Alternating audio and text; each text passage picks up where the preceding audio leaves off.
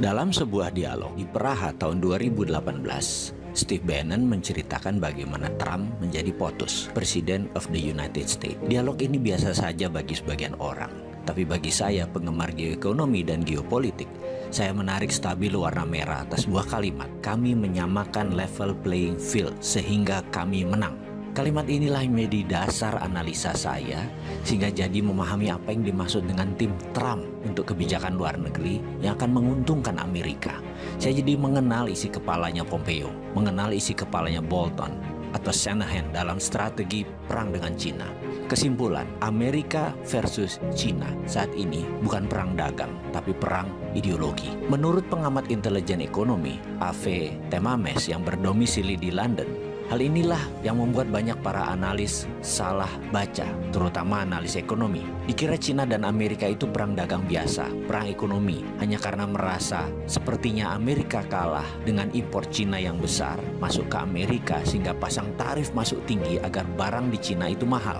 Negara Amerika untung dari tarif pajak masuknya barang Cina yang ditinggikan, dan juga imbas produk hasil manufaktur di Amerika jadi bisa berjualan karena harga mereka kompetitif itu di dalam Amerika. Kalau tidak diprotek atau dilindungi dengan pajak impor yang tinggi, barang-barang Amerika jadi mahal. Mereka pilihannya adalah lebih baik pilih barang Cina.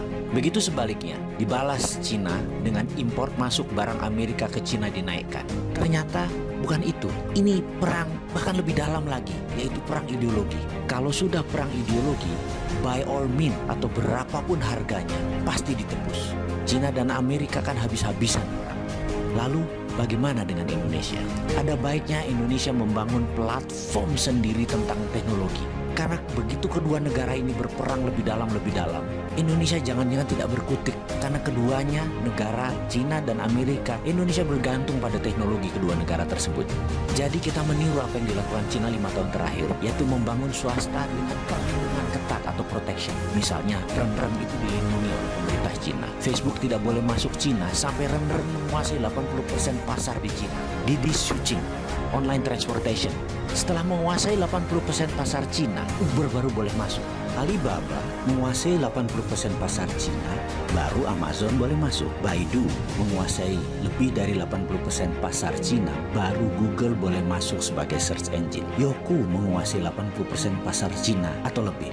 YouTube baru boleh masuk, dan masuknya pun asing tersebut sampai dibatasi sampai saat ini. Indonesia kalau mau maju, aplikasi anak negeri dilindungi terlebih dahulu. Sekarang perang dagang Cina Amerika sedang memanas. Indonesia ambil kesempatan. Anak bangsa buat fintechnya sendiri, buat Google versi Indonesianya sendiri, buat WeChat versi Indonesia sendiri, buat Facebook versi Indonesia sendiri, dan pastikan semua proyek itu diprotek oleh negara, dilindungi oleh negara. FBI asing masuk diatur, Google asing diatur, sosmed semua diatur yang dari luar negeri, dan produk Indonesia dibeli fasilitas penuh kemudahan. Yakinlah 1-2 tahun ke depan anak bangsa bisa membuat dan melaksanakan proyek tersebut, sehingga pada tahun 2021, sewaktu puncaknya perang dua negara, Indonesia sudah punya semuanya. Kita tidak tergantung pada Cina dan Amerika. Saya yakin Amerika pasti akan mematikan sosmed mereka, internet mereka, satelit mereka, karena itu adalah strategi perang, battle space namanya, penaklukan ruang udara. Tapi kalau Indonesia punya semua barang-barang itu, Indonesia tetap bisa dagang, tetap bisa berbisnis, karena sudah punya platform sendiri. Kita tetap connect. Kemarin, beberapa saat yang lalu, 2 hari sosmed dimatikan secara lokal. Banyak netizen yang muring-muring. Apalagi kalau Cina matikan 5G. Sementara Indonesia sudah pakai 5G di tahun 2021. Atau Amerika mematikan 4G-nya. Bayangkan, kalau mereka matikan itu semua, masa Indonesia jadi bingung? Karena kita terlalu tergantung network asing. Amit-amit jangan sampai itu terjadi. Ada solusinya, yaitu dengan membangun platform digital teknologi yang diprotek oleh negara.